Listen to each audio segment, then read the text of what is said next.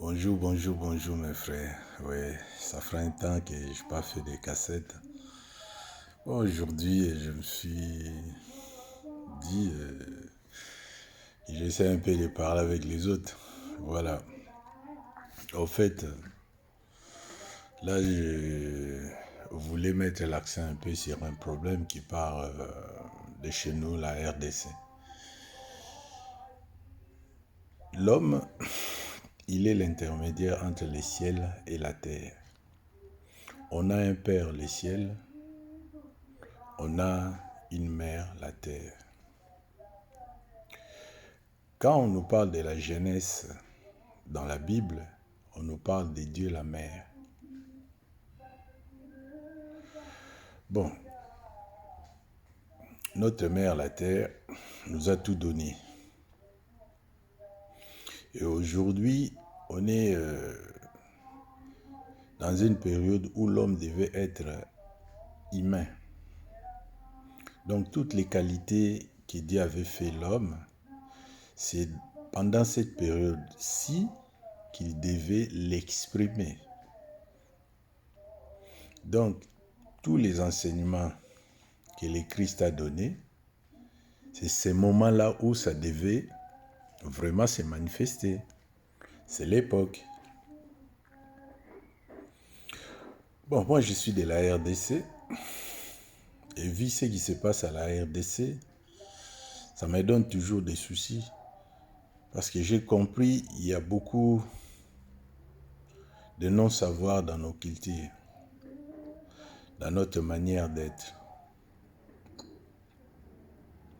Les anciens de chez nous ont travaillé avec notre Dieu, la mer. Donc, ils ont travaillé avec la terre. Et on a aussi la chance qu'aujourd'hui, qu'on soit des animistes. Donc, des gens qui croient à la force de l'esprit. Donc, c'est un acquis des anciens. Quand on analyse bien, on voit que les anciens ont travaillé sur les éléments de la terre. Donc, le feu, l'air, l'eau et la terre. Les 4 éléments-là a fait l'homme. Mais quelque part aussi, on a vu que les anciens avaient cette maîtrise-là, parce qu'ils étaient sincères dans leur démarche et ça payait. Comme on dit toujours, il faut évoluer. Il fallait qu'il y ait des secousses pour qu'on se réveille. Parce que on a Dieu, la mère, mais on devait aussi s'allier à Dieu, le Père, donc le ciel. La maîtrise de la terre a été parfaite. Mais maintenant, pour se réveiller et aller vers le ciel, les anciens ont échoué. Et comme ils ont échoué, il y a des conséquences dans leurs actes. Ce qui fait que la plupart des âmes qui avaient entrepris cette démarche de retourner vers le Père, ils avaient échoué, mais ils ont conservé les pouvoirs du ciel.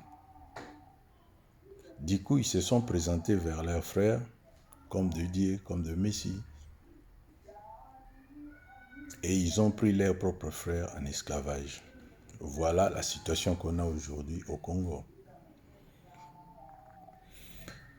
Et avec la venue des Occidentaux, tout s'est décapoté d'une manière plus grave encore.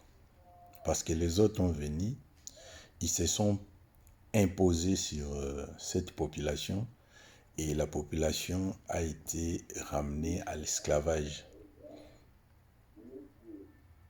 Bon, maintenant, on est à l'époque où on devait être debout.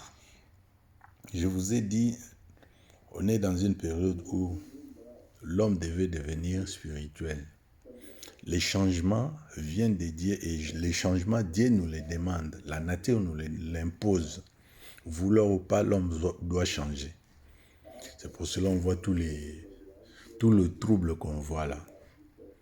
Mais par contre, les gens qui avaient la connaissance du ciel, je n'ai pas dit que la connaissance pure. Non, les gens qui ont fréquenté le ciel, mais qui ont échoué dans leur démarche, ils avaient quand même développé quelques pouvoirs en eux.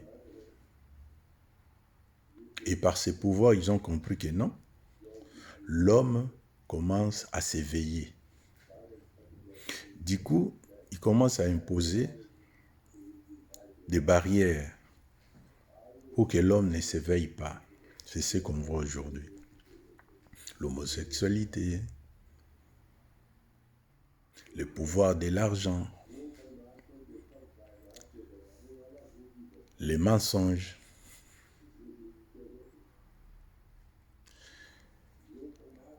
l'Internet, tout ça est fait pour retenir l'homme dans la matière. Or, l'époque a changé. Vouloir ou pas, l'homme doit changer. Mais par contre, notre corps vit tout ce qu'on a fait. On est devenu lourd. On a été coupé avec notre intérieur. Mais on sait quand même qu'il y a des méthodes que les anciens ont développées pour qu'on touche les ciels, pour qu'on soit déjà en harmonie avec notre Père, Mère, la Terre. On avait déjà acquis cette philosophie et chez nous, les gens, les Congolais de la RDC, ça perdurait jusqu'à aujourd'hui. Malgré on a changé, malgré on copie la vie actuelle moderne, mais on a quand même des traditions qui nous rappellent qu'on est ça. Donc, quelque part, c'est un acquis pour nous. Mais par contre, les gens qui ne veulent pas l'évolution de l'homme sur la terre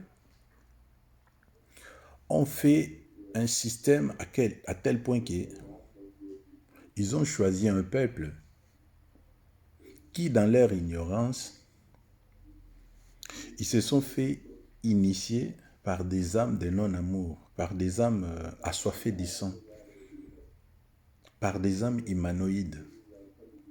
Ce qui fait aujourd'hui la violence des deux peuples frontaliers avec la RDC. Donc, on est en présence de deux cultures, des gens qui respectent la nature et des gens qui ne respectent rien. D'ailleurs, je vous l'ai dit, avec certitude et expérience, 80% des Rwandais sont des animaux. Ils ont eu l'initiation qui leur ont ouvert ces chemins-là.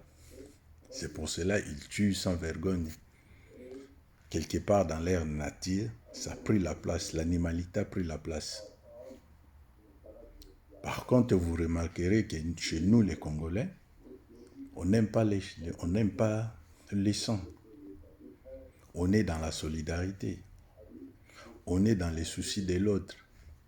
Cette aptitude-là, ce n'est pas la religion qui nous les a menés, non. C'est dans notre instinct, parce que les anciens ont travaillé comme ça. On le voit presque dans tout le peuple de chaque tribu. Ce sont des gens amoureux, ce sont des gens qui respectent la nature, ce sont des gens qui aiment l'autre. Mais par contre, ce qu'on constate dans beaucoup de peuples qui sont tout autour de nous, ce sont des manipulateurs, ce sont des gens qui assoiffés du pouvoir, ce sont des gens qui ne respectent rien. Vous voyez les dilemmes. Et les gens qui dirigent le monde aujourd'hui leur ont donné le pouvoir pour qu'ils nous contrôlent. Parce qu'ils savent bien que avec notre sérieux, avec notre âme, avec notre veille, si ça se mettait en place, ça sera un bouleversement des tendances par rapport à leur pouvoir. N'oublions pas qu'il ne nous fait que tromper. Et aujourd'hui, avec l'évolution, on a compris qu'ils sont dans les mensonges et ça ne passe pas. Mais comme toujours, ils utilisent des religions et voilà les problèmes qu'on a. C'est triste, mais parlons comme ça. C'est la vérité et la réalité de notre quotidien. Aujourd'hui, l'imbécilité ou l'esclavage de l'homme en RDC viennent de religieux. Comment pouvons-nous admettre qu'un cardinal qui prend une âme pour lui propulser dans le pouvoir sans connaître son intérieur, vous voyez que c'est abominable et dangereux. Aujourd'hui, voir le cardinal Ambongo prendre Katumbi pour le soutenir, ça signifie que le niveau spirituel d'Ambongo est tellement bas que ça amène la tristesse. Pour une personne qui prie sincèrement, saluer Katumbi, c'est un risque grave. Manger même quelque chose qui vient de sa main, c'est triste.